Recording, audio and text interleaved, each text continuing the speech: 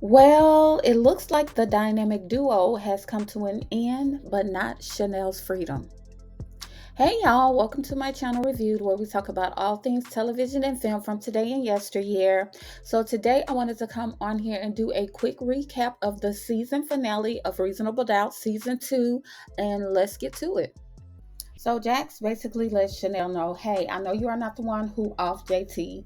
And Chanel is holding true to her word. She's like, yes, I did. I told you I did it. I'm the one who did it. And Jax is like, nah, no, you did not. And so we start to get flashbacks of what actually happened the day JT was popped in the back of his head. So Chanel is on the phone and she's telling the person she's talking to, she's like, yeah, I'm getting ready to leave now. And she's packing her bag. And of course, JT ends up walking in the house. So he is approaching her. He's like, what's up? What is going on? What are you doing? It's just like, I'm about to leave. We just need to go ahead and just end this. It's not working. I'm tired of how you treat me. I'm tired of you cheating on me. The abuse, everything. It's just like, I'm done. And so JT makes the comment. He was like, how many women would love to be in your position? And Chanel was like, well, honey, I would love to meet them someday because it will no longer be me. And of course, things eventually turn violent.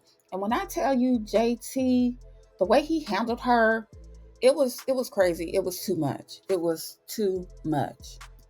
So of course, JT is trying to choke the life out of Chanel, and he is basically saying to her, "You ungrateful bee! I should have did this to you a long time ago." Saying all these ridiculous things to her, and his daughter Natasha ends up clocking him in the back of the head with that award. Of course, Natasha is freaking out because she is just like, I didn't know what to do. I just saw him on top of you. And Chanel is like, okay, calm down, calm down. And she pulls out Natasha's inhaler for her to take because clearly she has asthma. And, they are both freaking out. She's like, sweetheart, it's not your fault. And she's like, she told Natasha, she said, you need to go upstairs, change clothes, go back to school. She said, pretend like you never left your dorm. You were never here. You were never here. And of course, Natasha is still kind of panicking and freaking out. And so is Chanel at this point because JT is basically laying there pretty much lifeless, and or so we think. So I am glad that we finally know that it was Natasha. Of course, I thought it was Natasha from the jump because it only made sense for it to be his oldest daughter. They gave us a lot of clues about who it could have possibly have been, but it would have been too obvious. And the fact that they kept bringing up Natasha's name this season along with her mother, I kind of had an inkling it was her. I wasn't sure when Sally was acting all crazy and stuff, honey. I was not sure. I was like, okay, Sally, was you the one that went oops upside Mr. Head? But of course, it was Natasha. Okay. So of course, after Chanel freaks out, after Natasha goes upstairs, she leaves or whatnot, honey. JT basically wakes up and he is asking for Chanel to call 911. He's like, help me, please help me, honey. And she looking at him like, Negro, please help you. You just tried to choke the life out of me, and now I'm about to watch the life go out of you. Okay. So Jax, she meets up with Corey and her team, and she basically lets them know that Chanel is not the one who sent JT to meet the Grim Reaper. And she starts going over scenarios on how she was able to figure it out. And at some point, Corey mentions to her that they need to let Lucy know what's going on. For Chanel, she is talking to Natasha. Natasha comes to see her in jail because basically they're coming up on the last day of the trial. And Chanel is just basically letting Natasha know, it's all good. I'm sticking to my story. You don't have to worry about anything. And of course, Natasha is feeling guilty. She's like, no, you looked out for me. It's time for me to look out for you. And Chanel is like, no, I'm not going to let you do that. Just let me just deal with this and everything is going to be okay. So of course, Jax and Corey, they go see Lucy to let her know that Chanel is not the person who actually off JT. And Lucy was like, how convenient that y'all got this information right when, the verdict is about to be given. And Lucy is basically, she's not trying to hear anything that they're trying to say because, of course, all she's concerned about is winning the case.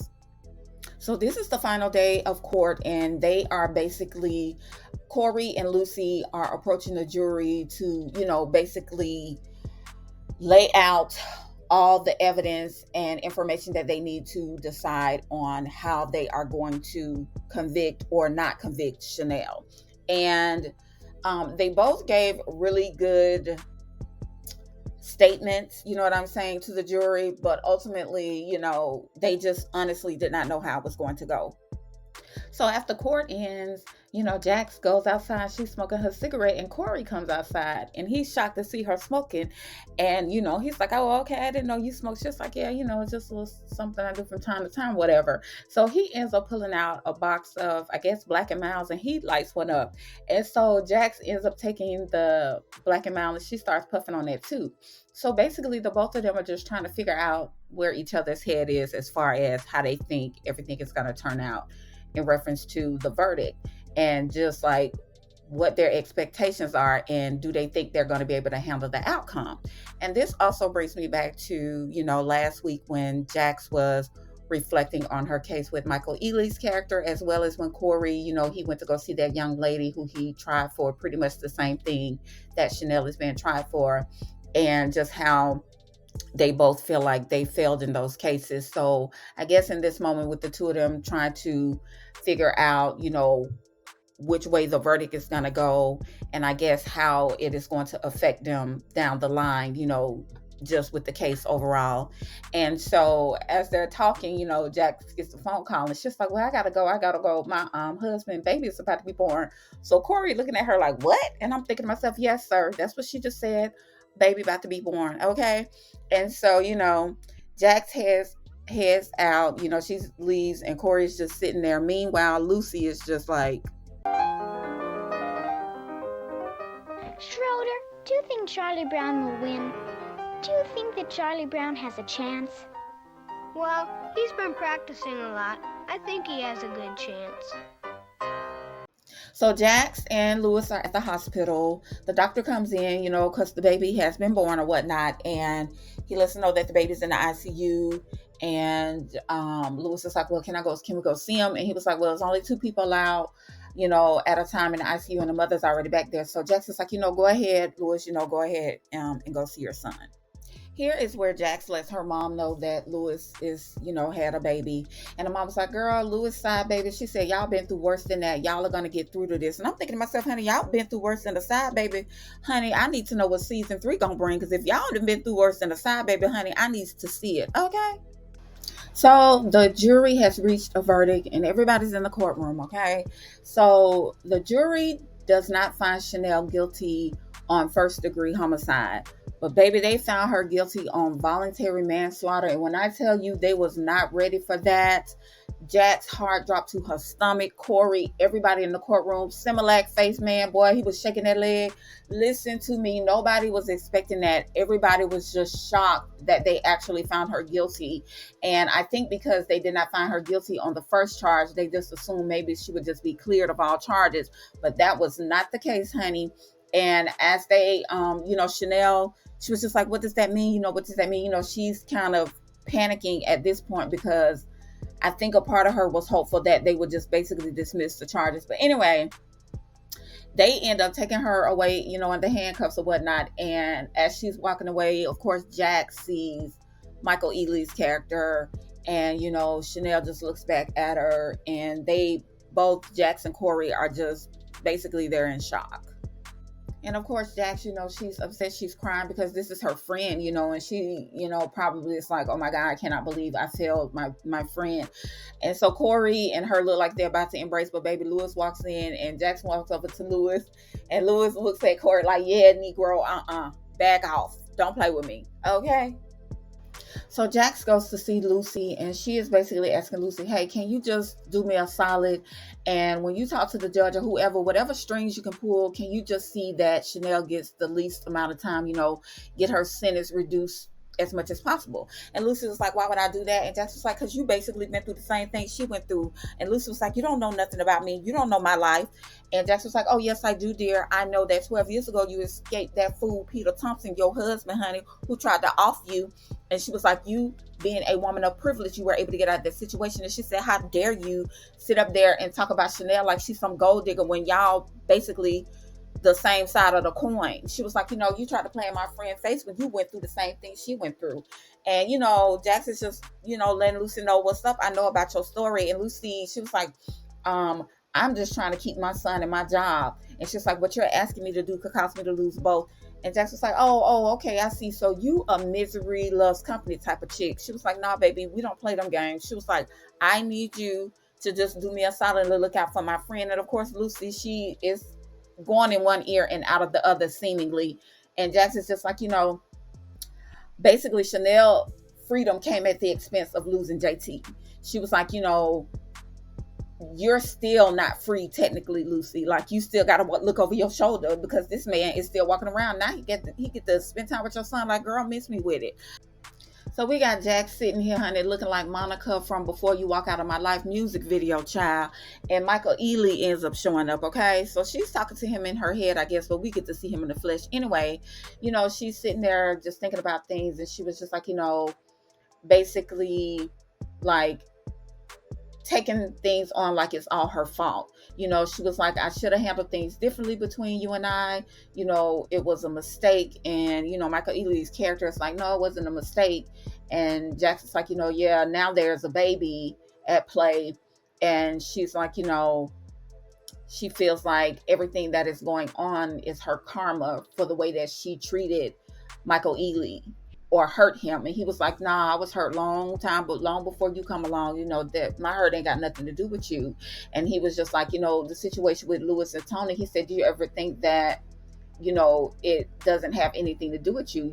Maybe Louis has his own triggers and things like that. He was like, you can't basically think that everything is about Jax. He was like, it's not necessarily about you. And he was like, instead of moping and things like that, he said maybe you should be asking God for peace, understanding, and empathy and grace. And, stop trying to handle everything all the time by yourself. And she was like, yeah, that's all I've been trying to do these past 6 months. And, basically Michael Ealy is like, well, maybe you should learn how to just let things be, just let it go. And so he ultimately just tells her, he was like, you don't need me anymore, Fairfax. That's what he called her. And then he ends up basically disappearing.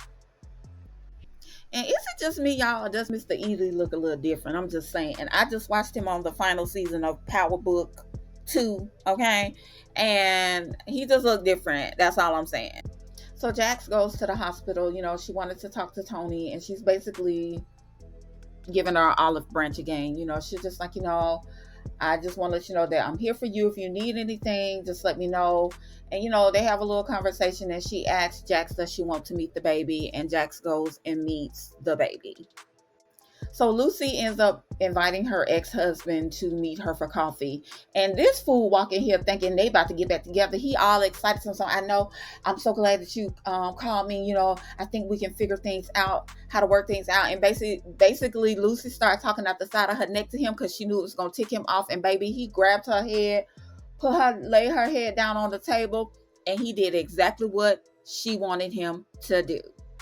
So, honey, after he snatches Lucy up, the police end up walking in and they handcuff his behind. And, he's going off on Lucy, calling her bees and going off on her, whatever, telling her she set him up. And she was like, well, I do know that the officer so-and-so likes to come in here around the same time for coffee. And you just so happy to show your behind. Thank you for your services. Okay.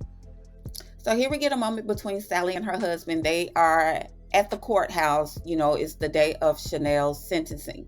And so, Sally basically lets her husband know that Natasha is the one who took JT out. And her husband is like, huh? How long have you known? And, Sally is basically like, she's known the whole time that she was trying to protect Chanel. And her husband's like, trying to protect Chanel, but I'm your husband. He's basically like, this is the type of stuff that I'm talking about. I don't have time for you to be, looking after your friends more so than you look after your own marriage. And at the end of the day, guys, I am not really mad about how things are going between Sally and her husband.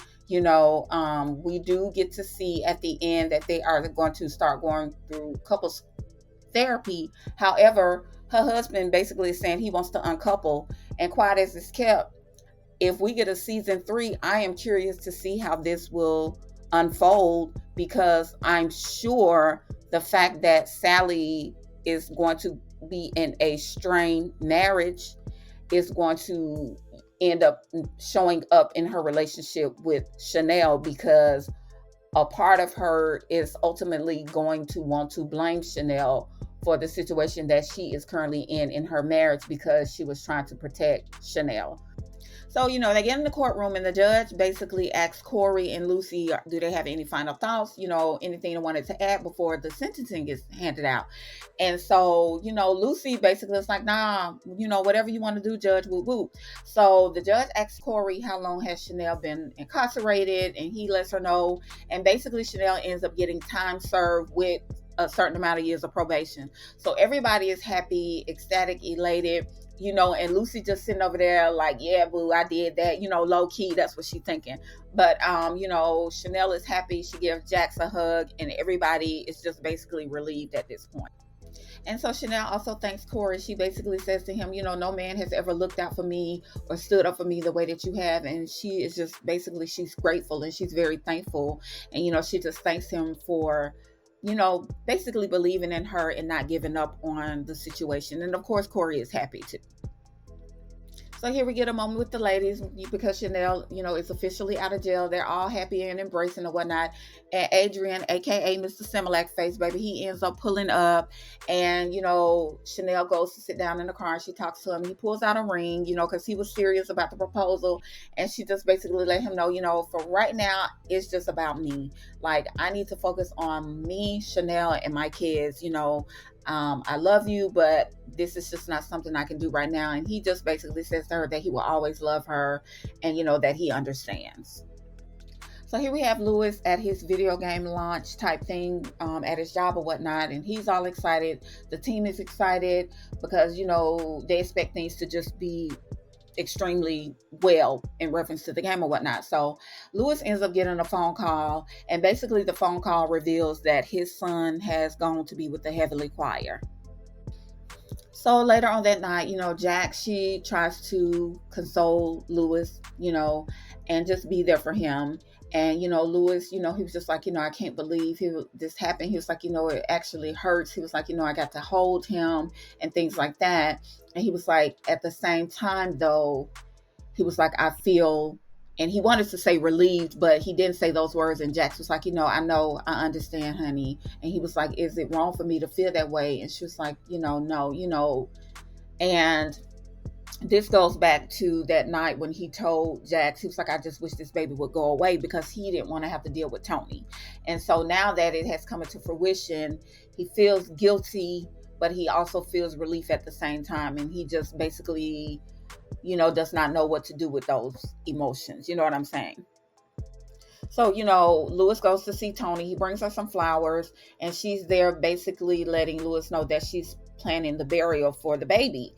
And, she shows him a picture that she was going to use in reference to Louis, and he was just like, look, whatever you want to do, I'm okay with that. He said, but I can't watch my son in a casket. He said, I'm just not built for that. He said, that's just something I cannot see. And of course, Tony gets offended. She was like, I told you and Jax I could do this on my own. She was just like, you need to leave. You need to get out. She's very upset. She's angry. And I'm like, girl, get out of here. And we get a moment here where Corey, he's having a drink with Essence Atkins' character, and they basically are conversating and decide that they are going to potentially start dating. And here we get a family moment between Jax, Louis, and the kids.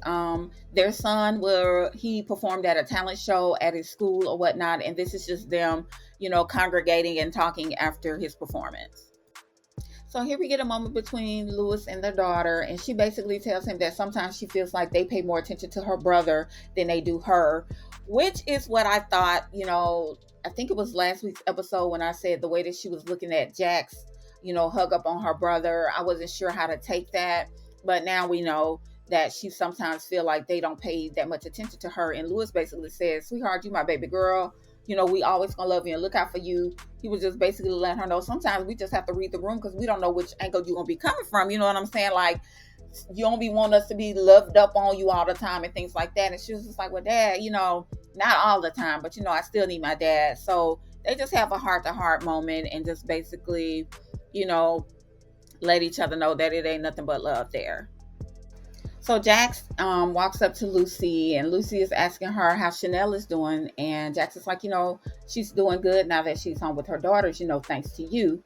And Lucy was like, I'm sure I don't know what you're talking about. And Jax was like, yes, you do. She's like, I know that you talked to the judge. I know you had Chanel's sentence reduced, and I just want to thank you for that. And so Lucy says to Jax, she was like, well, I should be thanking you because, I slept good for the first time in years, just basically referencing the fact that her ex-husband is out the picture. So, they have a cute exchange, a cute little banter or whatever between the two of them. And I'm wondering if we are going to get to see Lucy in season 3.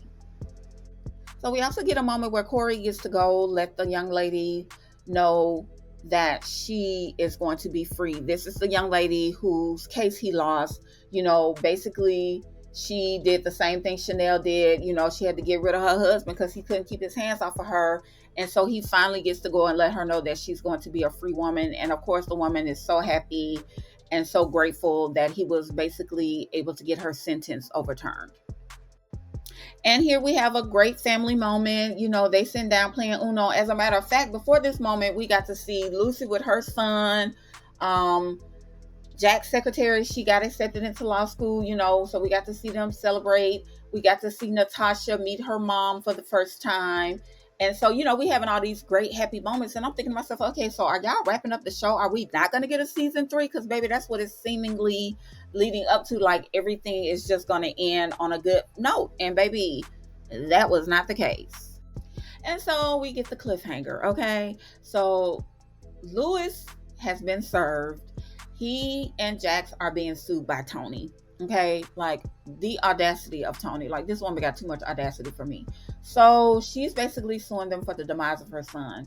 And, I'm like, ma'am, you are partially responsible for the current situation that you are in, because had you just been honest about the pregnancy from the jump, then maybe he would not have felt like he needed to impose himself or insert himself in a situation that you tried to block him from. Okay. And then, it's just a lot. So I am curious as to who is going to represent Jax and Louis. If Jax will be able to do the representing, or if she's going to have to seek help of Corey or Lucy. I hope they bring both of them back for season 3, because I would like to see them.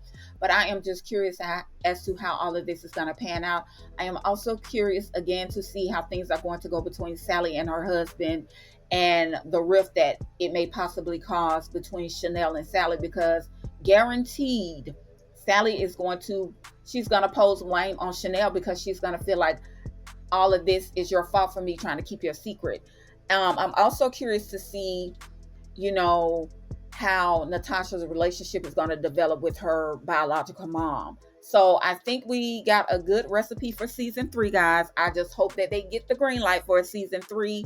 And, we will see what happens. Well, guys, that's all I have for you today in this video. Please be sure to like, share, and subscribe to my channel. I really appreciate the support. Thank you so much for watching, and I will see you in the next video. Bye.